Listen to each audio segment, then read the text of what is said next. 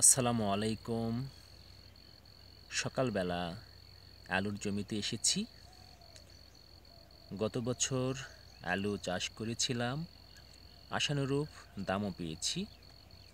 এবারও আলু চাষ করেছি।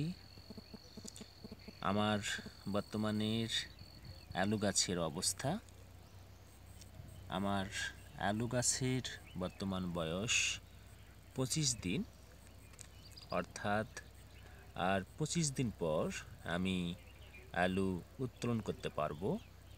এটি আগাম আলু।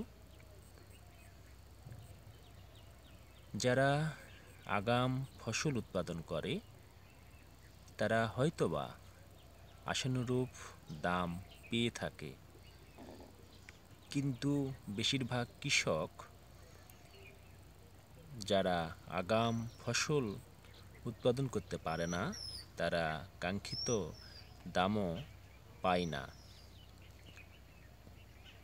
আলু নিয়ে আমরা এবার বিভিন্ন খবরে বিভিন্ন ঘটনা দেখেছি। এবার আলু চাষিরা আলু চাষ করে বিপাকে পড়েছে, এটিতে কেউ দ্বিমত করবে না। চাষিরা কোল্ড স্টোরেজে যে আলু রেখেছে, প্রতিটি বস্তার জন্য যে কোল্ড স্টোরেজ ভাড়া প্রদান করা হয়, এক বস্তা আলু বিক্রি করে সে টাকাটিও তারা পাচ্ছে না।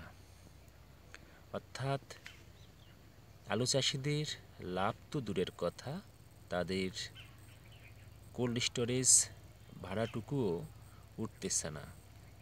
সরকারের সুদৃষ্টি দেওয়া উচিত কৃষকদের কল্যাণে। কৃষকরা যেন তাদের প্রতিটি উৎপাদিত পণ্যের ন্যায্য মূল্য পায়, সেটি সরকারের নিশ্চিত করার উচিত।